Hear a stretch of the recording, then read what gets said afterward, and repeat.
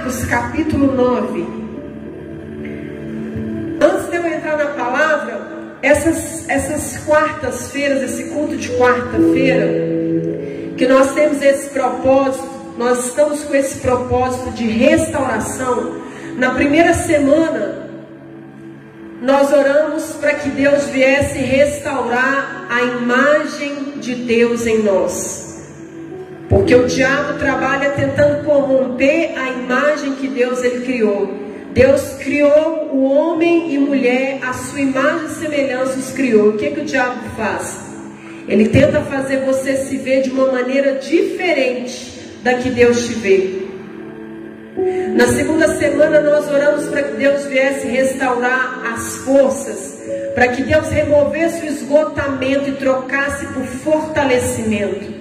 Então oramos pedindo a Deus para restaurar forças. Na semana passada nós falamos sobre a Deus restaurar a esperança, porque quando a gente traz à memória aquilo que nos traz esperança, e quando temos esperança, nós conseguimos esperar para que a promessa de Deus se cumpra. E hoje nós vamos falar sobre a restauração da fé. Por que a nossa fé fica em baixa? Porque existem momentos que a gente está diante de situações que a gente se desespera e a gente percebe que a nossa fé ela está em baixa. Como restaurar essa fé? Amém, igreja? E você vai sair daqui hoje com a sua fé em alta, restaurada. Amém? Versículo 24 diz assim, 9:24.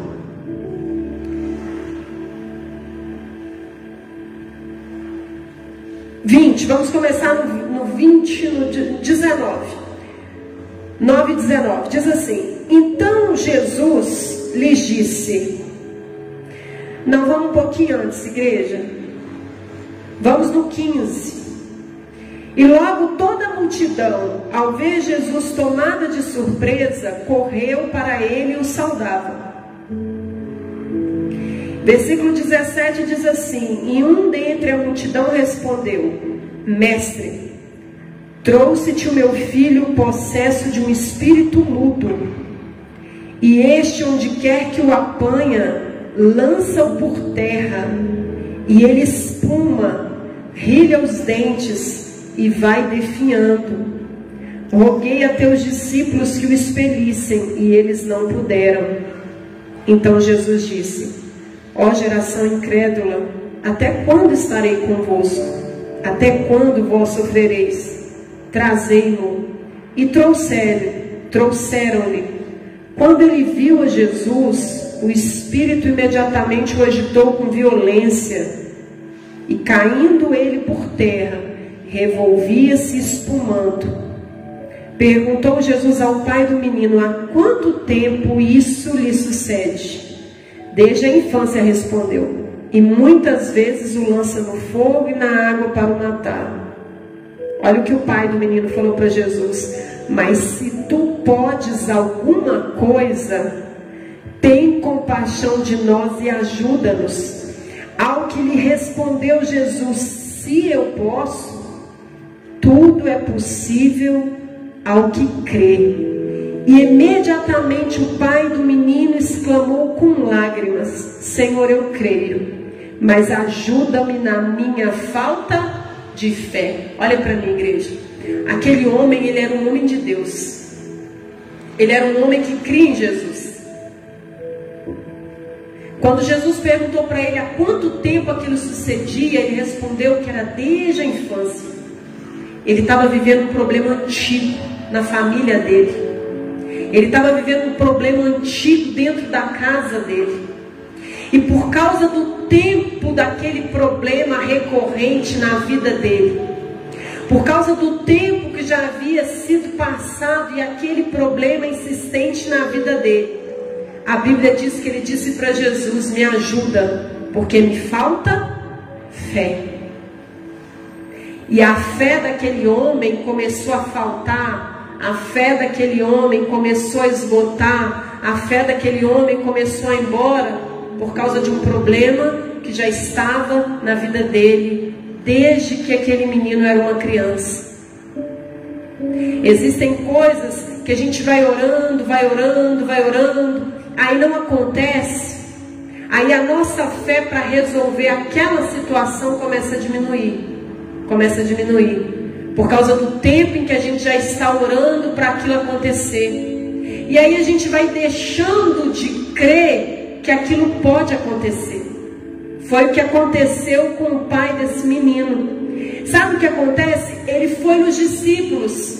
Ele pediu oração. Ele pediu oração para os discípulos. Ele estava ali com uma equipe que estava orando junto com ele. Ele pediu oração e os discípulos oraram, mas não resolveu o problema. Ele orava e o problema também não era resolvido. E por causa do tempo que foi se passando, a Bíblia diz que ele fala com lágrimas: Senhor, me ajuda na minha falta de fé. Ele reconheceu que estava faltando fé para resolver o problema. Ele reconheceu que o que faltava para que o filho dele fosse curado era que a fé dele estivesse em alta. Quem está entendendo? E Jesus, um pouco mais para frente, no capítulo 11, ele vai falar com os discípulos assim: se você crer e não duvidar, você vai olhar para o monte e vai dizer: ergue-te, lança-te no mar, e isso vai acontecer, se você não duvidar no seu coração. Por que Jesus falou isso? Porque a dúvida, ela anula a nossa fé. Quando a gente começa a duvidar que algo vai acontecer, no momento em que a dúvida começa a entrar, no momento em que o será começa a entrar, a fé, ela baixa e a dúvida toma conta. Será? Será que eu posso ser curado? Será que isso pode mudar? Será que isso pode acontecer? Será mesmo? Quem está entendendo? Esse será é o Satanás que lança na mente. Será que é possível mesmo? Será que você não está sonhando alto demais? Será que não é melhor se conformar? Será que não é mais fácil deixar do jeito que está e aceitar? É esse será que traz a dúvida, que faz o que aconteceu com aquele pai daquele menino. Quando ele fala para Jesus: Senhor, me ajuda na minha falta de fé, Jesus fala para ele: não é o que eu posso. Ele fala: se o Senhor pode alguma coisa, nos ajuda, tem misericórdia de nós. Aí Jesus fala: não é se eu posso, tudo é possível para quem crê. Quando você vai comprar uma roupa, qual que é a moeda de troca pela roupa? Dinheiro. Você dá o dinheiro e pega a roupa. Você vai comprar um carro, mesma coisa. Se não tem dinheiro, você tem que ter um crédito para financiar. Então a moeda de troca vai ser o quê? O crédito. Mas qual que é a moeda de troca no reino de Deus? Só existe uma: a fé. E a Bíblia diz que sem fé é impossível que a gente agrade a Deus. Porque quem se aproxima de Deus precisa crer que Ele existe e se torna recompensador de quem o busca. Então, quando a nossa fé começa a ficar em baixa, a gente começa a perder a única coisa que nos garante conquistar e resolver qualquer situação que aos olhos humanos já não tenha jeito. Aquele menino, aos olhos humanos, não tinha mais jeito. Ele já tinha tentado de tudo. Ele já tinha ido, ele já tinha feito o que ele podia. E o problema persistia. Às vezes a gente vive momentos da nossa vida que tem um problema que já está ali há bastante tempo. Ele já virou uma coisa antiga, ele está ali, virou até está quase virando um animal de estimação, de tanto tempo que está ali e não se resolve. E o que acontece quando o tempo vai passando? É o que aconteceu com o pai daquele menino. Ele não tinha mais fé para ver aquilo resolvido. Ele não tinha mais fé para ver o filho dele curado. Ele não tinha mais fé para ver aquela situação mudada. E não era porque Deus não queria mudar. Não era porque Jesus não queria curar. Não é porque Deus não quer fazer. Quantas vezes a pessoa pensa: poxa, por que Deus não me atende? Por que isso não chega? Por que isso não acontece? Não é porque Deus não quer. É porque eu não estou crendo, confiando de que aquilo pode acontecer. Pastora, como é que eu confio? Como é que eu vou confiar que alguma coisa vai acontecer? A Bíblia diz em Romanos 4,17 que Deus, Ele chama a existir as coisas que não existem. Como que você vai manter a fé de que algo vai acontecer? Chamando. Quando a gente chama alguém, a gente dá nome, não é? Quando eu chamo meu filho, eu chamo ele pelo nome. Quando eu chamo alguém, eu chamo pelo nome. Quando a Bíblia diz chamar a existir, quer dizer que aquilo já existe no mundo espiritual. Eu só vou chamar a existir no mundo físico. Aquilo já existe. Peraí, então o que eu quero chamar? Eu quero a libertação de algo. Então, eu me comporto assim. Eu estou liberto. Quem está entendendo? Eu quero chamar uma cura para o meu corpo. A doença está ali. O exame mostrou a doença. Mas eu quero chamar a cura. Como é que eu vou chamar a cura? Como é que eu vou chamar a existir a saúde no meu corpo que não está existindo? Pelo nome dela. Eu não vou mais me declarar como doente, mas como unção. Eu sou curado. Eu estou curado. Eu não tenho mais essa doença. Eu não conto a doença como algo que faz parte de mim. Eu sou e pertenço. Não. A minha pressão já está normal. Porque quando eu falo que eu sou, eu estou trazendo para mim aquilo. Eu estou dizendo, eu sou doente. Eu sou e pertenço. Eu sou. Quem está entendendo isso aqui?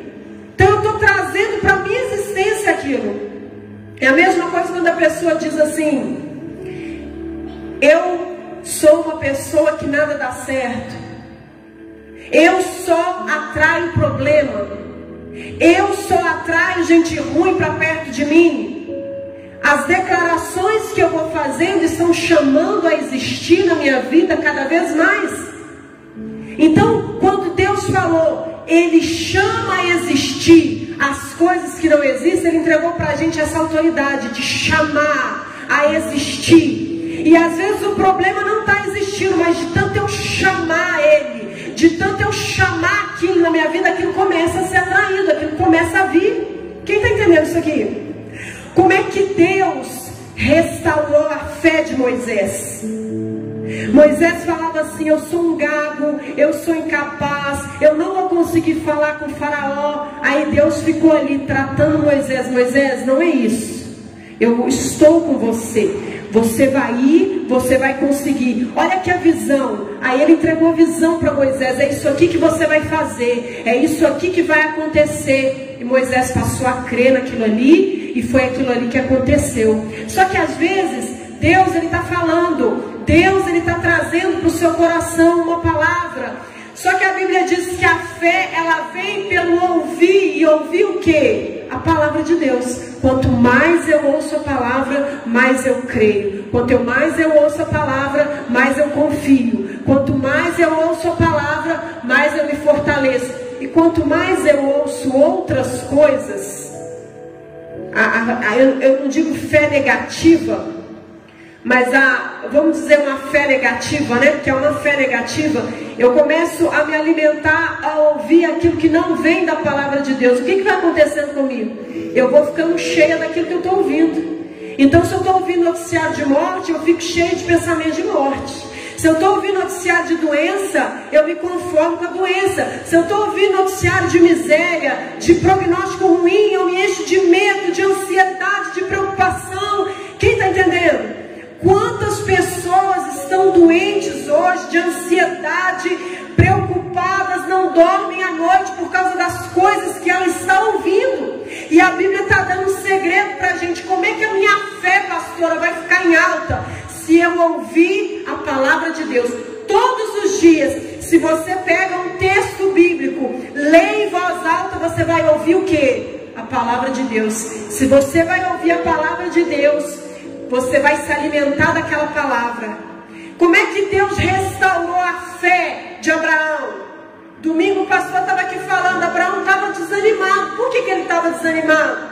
Porque ele olhava para o corpo dele, ele olhava para Sara e ele não conseguia ver possibilidade do sonho dele ser realizado. E quantas vezes, se você ficar olhando só ao seu redor, para a sua capacidade, para as necessidades que estão ao seu redor, como é que você fica? Você fica desanimado. Você fica pensando: meu Deus, mas como? Mas como? Mas como? E é por causa dessa pergunta do como que Deus não pode agir. Olha só, eu escutei hoje um testemunho muito forte. Vou dividir com vocês. Um homem chegou na igreja e falou assim para o pastor, lá na Coreia. Ele colhia algodão e ele escutou a mensagem do dízimo. E ele falou, pastor, se eu tirar o dízimo, vai faltar para o mantimento da minha família. Porque o que eu ganho não dá direito nem para comprar comida para eles. E aí o pastor falou para ele da palavra de Deus e falou assim, que existia uma viúva, que ela só tinha um pouquinho de azeite, um pouquinho de farinha. E Elias, a palavra Elias significa Deus. A palavra Elias significa Deus. O que ela fez? Ela fez primeiro para Deus. Ela não tinha para ela e para Deus. Ela só tinha uma porção. E ela ofereceu primeiro para Deus a porção. E aí a história, eu acho que vocês conhecem. Deus multiplicou o azeite, multiplicou aquela farinha e ela prosperou. E esse moço saiu da igreja com essa palavra. Peraí, ainda que eu não tenha condições, eu vou fazer primeiro para Deus. Isso é o quê? Fé. Ninguém, se não tiver tomado de fé, não faz isso. A gente só faz tomado pela fé. E aí ele começou a fazer isso por algum tempo. Por algum tempo ele tirava aquele valor e passava aperto. Tirava aquele valor e era pouquinho. E ele foi fazendo. Sabe o que aconteceu, igreja? No meio de 5.000 colhedores de algodão, o dono daquela fazenda morreu e deixou tudo para aquele homem. Quando ele foi contar o testemunho, ele falou, pastor, só Deus, para fazer um homem que não me conhecia, que não sabia quem eu era, deixar uma fazenda para mim. Só existe uma diferença na minha vida e na vida dos outros trabalhadores. Eu criei no Deus que provê. Eu não sabia como ia acontecer, mas eu criei que Deus podia fazer. Quem está entendendo? Então, quando a nossa fé está em alta, a gente crê que Deus pode fazer. Eu não sei como, eu não sei das quantas, mas eu creio de alguma maneira que eu desconheço, Deus vai fazer. Nunca tinha passado nem pela mente dele que aquele homem que nunca deu um bom dia para ele ia deixar aquela fazenda para ele. Quem está entendendo? É loucura. E aí esse pastor disse assim, ele disse para o pastor, pastor, no meio de tantas pessoas eu acreditei. Eu peguei para mim a palavra.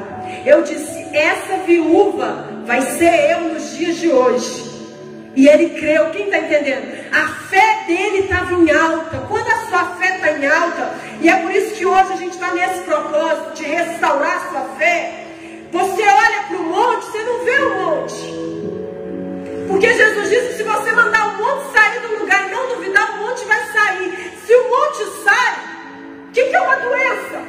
O que é uma dívida? O que é um problema no casamento? O que é um problema lá, uma perseguição na empresa? Não é nada. Só que quando a nossa fé está em baixa, tudo é gigante. Tudo é muito grande e a gente é pequenininho. Quando a nossa fé está em baixa, Golias é o vencedor e Davi é o perdedor.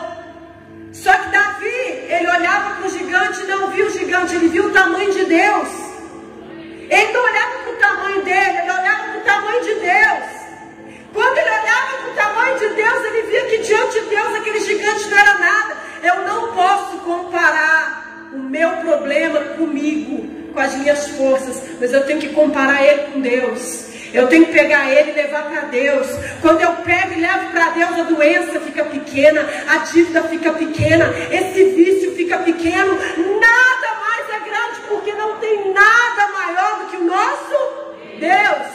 Amém? Quando Jesus chegou diante desse homem, o maior inimigo dele era o tempo daquele problema na vida dele. E quando o problema está na nossa vida há muito tempo, a gente começa a perder a fé de que aquilo pode ser resolvido. Mas Deus te trouxe aqui hoje para ativar a sua fé. Deus te trouxe aqui hoje para renovar a sua fé. Deus te trouxe aqui hoje para mostrar para você que não importa o tempo desse problema. Se você se levantar hoje e começar vai sair da sua vida, isso vai ser vencido. Amém? Então, quando a nossa fé ela é aumentada como pastor, ouvindo a palavra, levanta de manhã, não sai para trabalhar sem ouvir uma palavra. Pega a Bíblia assim, ó, abre lá em Salmos, aí você vai abrir em Salmos 91, aí você lê: aquele que habita no esconderijo do Altíssimo, a sombra do Onipotente descansará. Lê em voz alta, para você ouvir, porque a fé vem pelo ouvir. Você vai sair para trabalhar assim: peraí, eu estou guardado por Deus, eu estou protegido por Deus. Você não vai ficar pensando em tragédia, você não vai ficar esperando alguém lá no seu trabalho implicar com você, você não vai ficar pensando em coisa ruim. Quem está entendendo? Você não vai pensar assim. Às vezes a pessoa vai ouvir tanta coisa que ela já sai de casa com medo das coisas dar errado, com medo do pneu furar, com medo de acontecer alguma coisa. Quem está entendendo? De tanta coisa que ela está ouvindo, o coração dela está bombardeado. Aí você ouve a palavra, aí você abre em Salmo 23: Senhor é meu pastor, nada me faltará. Quando Davi falou isso, igreja, estava faltando tudo para ele.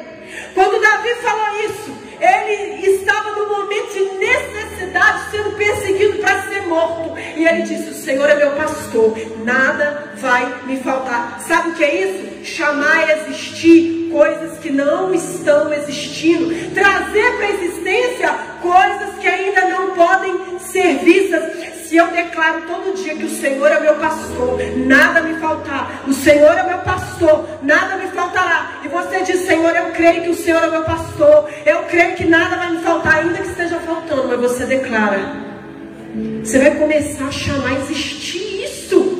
Foi isso que Deus nos entregou quando Ele nos deu fé. Ele nos deu um poder de resolver qualquer situação. Não existe monte que não possa ser trilhado. A palavra de Deus em Isaías 41 diz que Ele faz de nós um trilho debulhador. O que é um trilho debulhador? Alguém que debulha, que arrebenta qualquer coisa que venha. Quem está entendendo? Só que aquilo que nós ouvimos todos os dias determina a altura da nossa, determina a temperatura da nossa. Se você todos os dias fazer o que eu estou falando e ouvir a palavra, e você declarar aquela palavra que você leu, sua fé vai sendo restaurada. A Bíblia diz em 2 Crônicas que houve em Israel um tempo em que o templo de Deus foi fechado, e eles pegaram todas as imundícies e guardaram lá dentro do templo, e fecharam as portas do templo, e não iam mais ao templo para orar. E aí se levantou um rei que temia a Deus, Ezequias, e ele promoveu uma purificação no templo. Ele falou: nós vamos limpar o templo, nós vamos tirar daqui toda a imundícia, nós vamos purificar o templo para adorar o Senhor. Sabe o que a Bíblia diz? Depois da purificação, depois que toda a imundícia foi tirada, em pouquíssimo tempo, Deus restaurou todo o reino. O reino estava vivendo um tempo de miséria, Deus restaurou a prosperidade. O reino estava vivendo em guerra, Deus restaurou a paz, porque eles tiraram as imundícias. Sabe para que Deus trouxe aqui hoje? Você é o templo. Não pode ficar nenhuma imundícia no seu coração, não pode ficar perdão sem liberar, não pode ficar nada guardado, porque tudo que a gente guarda compromete a ação de Deus. Tudo que a gente vai guardando dentro de nós vai comprometendo a ação de Deus na nossa vida. E esse culto de hoje é para isso, para que Deus venha restaurar a sua fé, para que você saia daqui hoje com a sua fé em alta. Porque quando Abraão curou a fala dele, em 3 meses Sara ficou grávida. Enquanto ele dizia que ele era um velho amortecido, não acontecia nada. Quando ele começou a dizer: eu sou pai de multidões, Sara ficou grávida. Quem está entendendo? Então Deus entregou para nós um poder. E eu te pergunto essa noite: qual a necessidade que você tem vivido? Em qual área da sua vida você tem tido uma necessidade? essa necessidade que está na sua vida é o lugar em que Deus quer promover a glória dele. A necessidade de cura daquele menino promoveu a glória de Deus. A doença não era para a morte daquele menino, era para promover a glória de Deus. A necessidade financeira na vida daquela viúva não era para ela morrer. Ela disse: eu vou comer e vou morrer. Deus disse: não, você vai prosperar. E a necessidade dela se transformou na glória de Deus na vida dela. A sua necessidade é a área em que Deus quer ser glorificado na sua vida. A necessidade que você está hoje vai ser trocada pela glória de Deus. Como? Você precisa reter a sua fé. Às vezes você chega aqui, escuta uma palavra, sai cheio de fé. Aí passa 3 dias, as declarações voltam a ser as antigas. Por quê? Porque a fé até chega. É tipo água. A fé até chega, mas não retém na mão. A fé até vem pelo ouvir, mas não fica retida, escorre. A fé precisa ficar, amém? Como é que a fé fica? Deus ensinou para Abraão. Ele falou para Abraão: olha para as estrelas, visualiza o que eu vou fazer. Você precisa visualizar aqui dentro da sua mente o que Deus vai fazer, e guardar essa imagem todos os dias.